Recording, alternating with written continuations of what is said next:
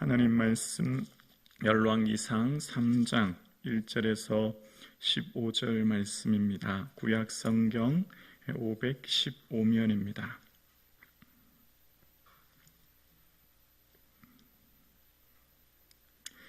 하나님의 말씀입니다. 함께 고백드리겠습니다.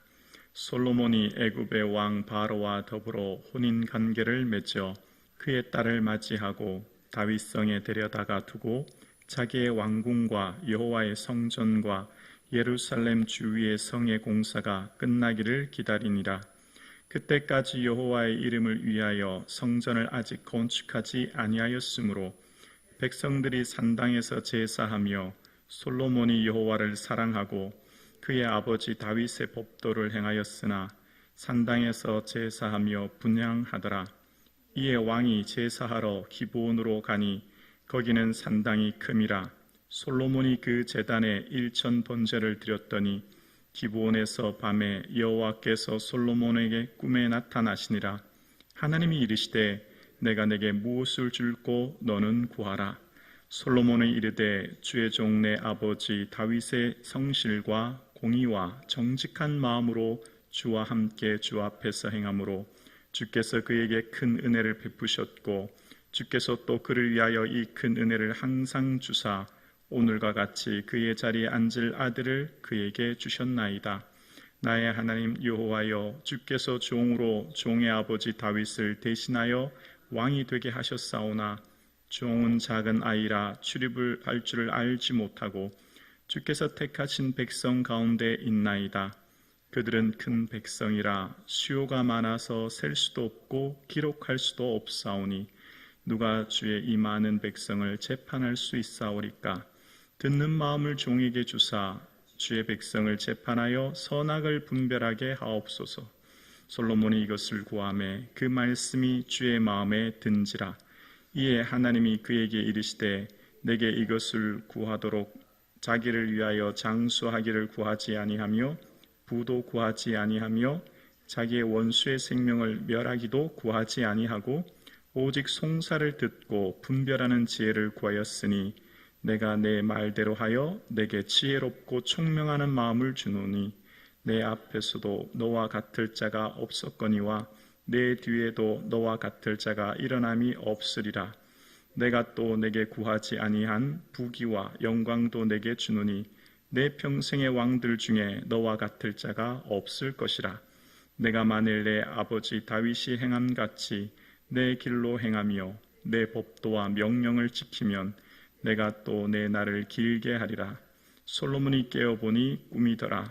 이에 예루살렘에 이르러 여호와의 언약궤 앞에 서서 번제와 감사의 제물을 드리고 모든 신하를 위하여 잔치하였더라. 아멘. 예수님 더욱 사랑하는 저와 여러분 되기를 주님의 이름으로 축복합니다. 아멘. 여러분은 바라고 소원하는 기도가 어떤 기도이십니까? 우리의 삶에는 어떤 기도를, 그러니까 응답을 향한 기도가 소원이 많이 있는데요. 우리의 삶에 참 중요한 것은 응답 이후의 삶이 더 중요하다는 것을 많이 깨닫게 됩니다.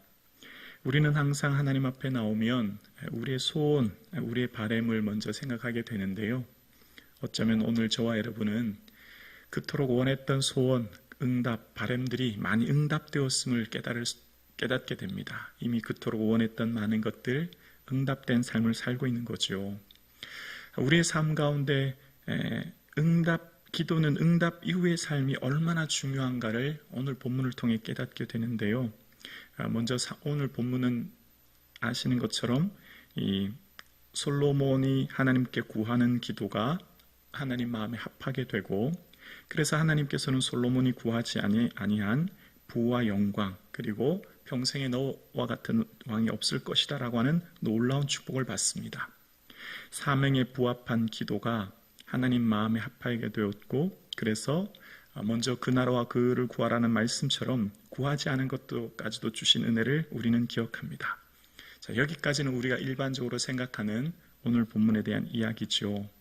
근데 오늘 본문의 내용을 이 좀 더 넓은 포커스로 보려고 합니다. 오늘 본문에만 집중하지 않고 사무엘 상하의 전체 내용을 통해서 보려고 하는데요. 먼저 사무엘 상하의 기록 목적은 뭘까요? 오늘 본문 읽었던 이 사무엘상, 오늘 본문을 읽었던 이 내용은 왜 기록된 것일까요? 이것은 왜 하나님의 택한 백성의 나라가 멸망하여 바벨론의 포로가 되었는가라고 하는 그 질문의 해답을 사무엘 상하가 주는 겁니다.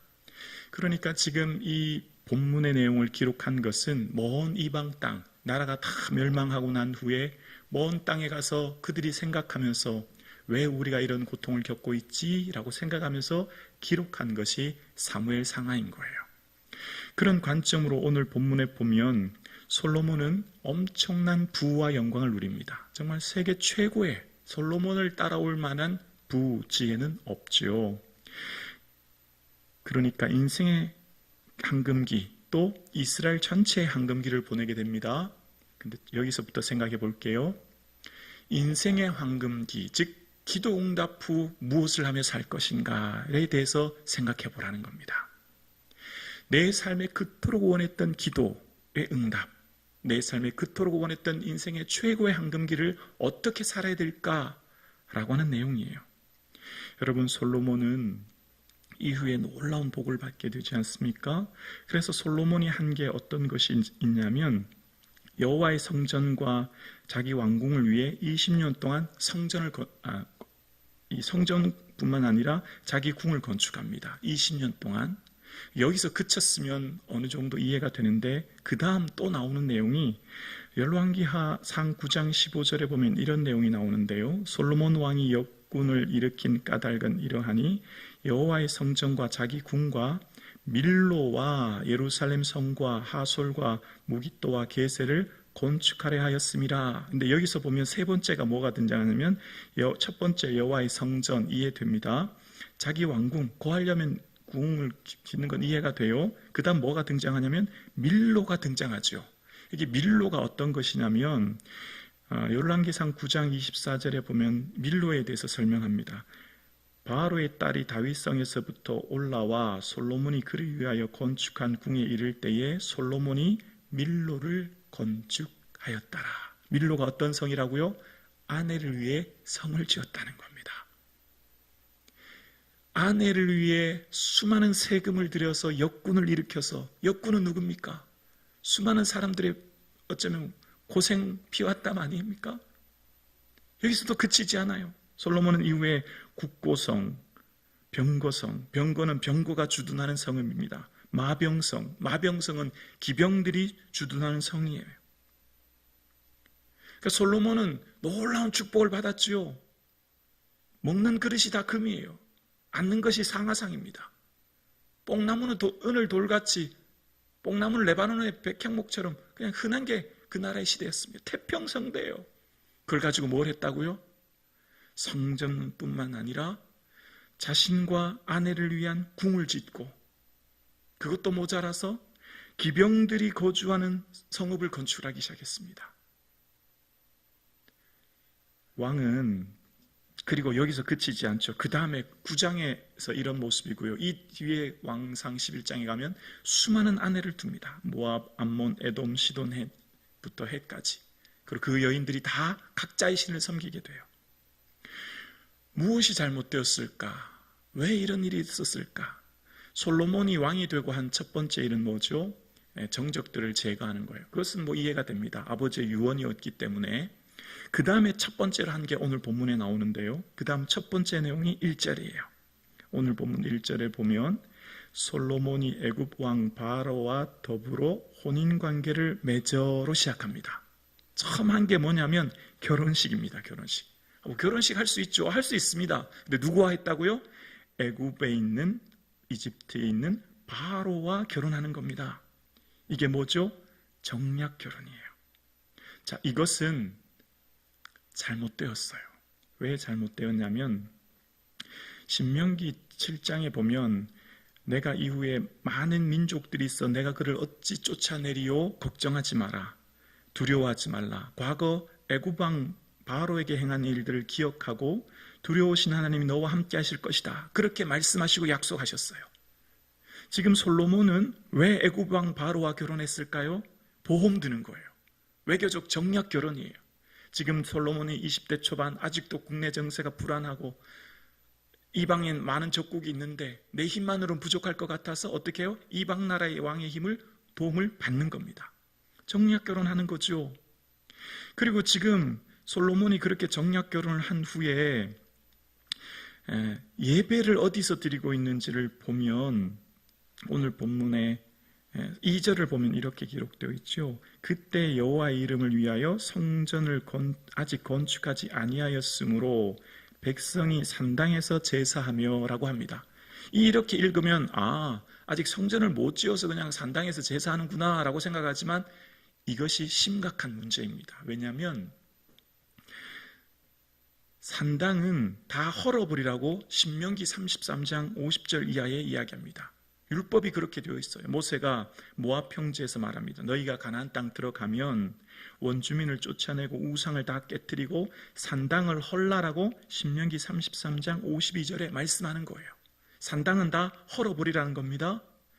하나님께서는 신명기에 예배는 하나님 택하신 곳에서 번제를 드리라라고 말씀하셨고 아무데서나 예배 드리는 게 아니라 하나님 정하신 곳, 법궤가 있는 곳에서 예배 드려야 되는 거예요. 성전이 없으면 다윗 왕이 드렸던 성막에 가서 예배 드리면 되죠. 법궤가 있는 성막이요. 그곳에서 예배 드리면 되는 거예요. 그런데 지금 산당에서 1000번, 1000번제를 드렸다고 하는데요. 하루 한 마리씩이 아니라 한 번에 1000마리의 이 짐승으로 번제의 제물을 드렸다는 의미입니다. 여러분, 제물은 누가 드리는 거예요?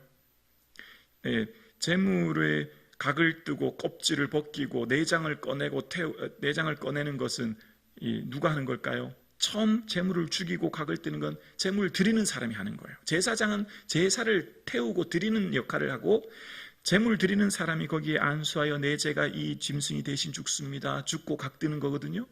그러니까 솔로몬이 1000마리의 제물을 과연 드렸을까도 한번 생각해 봐야 합니다. 아마 신화를 시키지 않았을까 생각하는데요. 근데 이 1000번제를 어디서 드렸냐면 그곳에는 큰 기브온 산당이 있었기 때문에 드렸다라고 이야기합니다. 많은 사람들 앞에 보도록, 많은 사람들이 내가 이만큼 제사 드리는 것을 보여주는 모습이 아닐까도 생각하게 되어요. 그러니까 지금 솔로몬이 이런 모습 속에서 제사를 드리게 됩니다. 왕이 되면 해야 될 것은 신명기 17장에 율법서를 등사해서 늘 읽어야 되고요. 아내를 많이 두지 말라고 이야기합니다. 미혹해서 이방신을 따르게 하거든요. 그리고 왕이 되면 병거와 말을 많이 두지 말랍니다. 말을 구하러 애굽으로 내려가지도 말라는 겁니다. 근데 이 세 개가 다 솔로몬에게 적용돼요. 어디서부터 잘못되었을까요? 첫 단추가 잘못되었어요. 왕이 되면 첫 번째, 하나님 제가 왕이 됐는데 뭘 원하세요? 말씀을 먼저 읽고 말씀에 기록된 대로 해야 되는데 먼저 이방의 여인과 결혼했지요. 산당에서 예배드리지요. 이후에 수많은 병거성을 짓습니다. 그런데 오늘 본문에 보면 솔로몬에게 놀라운 은혜를 주세요. 왜 주셨을까요? 전적인 은혜지요. 다윗 왕과의 한 약속을 솔로몬을 통해 이루시고 하나님께서 은혜 주시는 것을 봅니다. 솔로몬의 받은 모든 것은 솔로몬의 능력이 결코 아니에요. 전적인 은혜지요. 우리가 받는 기도 응답은 전적인 은혜인 줄로 믿습니다. 우리가 잘한 게 있어서 받는 게 아니에요. 오늘 살아가는 것 또한 전적인 은혜인 줄로 믿습니다. 내 능력이 아닙니다. 우리는 오직 내가 하나님의 말씀의 거울로 조명에 비춰보면 나는 죄악투성이, 죄인투성이 하나님 앞에 설 수조차 없는 부끄러운 자예요. 그런데 나는 오늘도 예수 그리스도 보혈로 오늘도 살아가는 생명을 얻게 되었고 오늘도 이 하루를 살게 됐죠. 은혜로 받은 우리의 삶, 은혜로 받은 우리의 기도의 응답, 은혜로 받은 우리의 삶은 오직 주의 은혜 위에 살 수 있기를 주의 이름으로 축원합니다. 넓게 보면 솔로몬이 기도를 통해 우리도 하나님 마음에 합한 기도를 해서 이런 은혜를 받아야 되겠다. 맞습니다. 사명 따라 부합한 기도의 응답을 받아야 됩니다. 그 다음이 우리에게 중요한 거예요. 그 다음 어떻게 할 것인가? 이 3장만을 집중하면 안 되고요. 열왕기상 전체를 보여야 되는 거죠. 기도 응답 이후 인생의 황금기, 모든 것을 누릴 때 오직 말씀 붙들고 주님 기뻐하는 삶을 사시는 저와 여러분 되실 수 있기를 주의 이름으로 축원합니다. 오늘 우리의 삶은 전적인 은혜예요. 도저히 살아갈 수 없는 나의 삶, 생명 주셨고 믿음 주셨고 오늘도 살아갑니다. 솔로몬이 모든 것을 은혜로 받았던 것처럼 주를 위해 은혜로 살았으면 얼마나 좋았을까 아쉬운 부분이 있지요. 주님께서 우리에게 뭘 말씀하실까요? 얘들아, 너희의 삶은 전적인 은혜란다. 그러니 너희의 삶의 기도 응답을 받았고 모든 것을 이루었을 때 주님을 예배하며 주의 기쁨 되는 삶을 살아라 라고 말씀하십니다. 이런 삶, 저와 여러분의 삶 되기를 주님의 이름으로 축복합니다.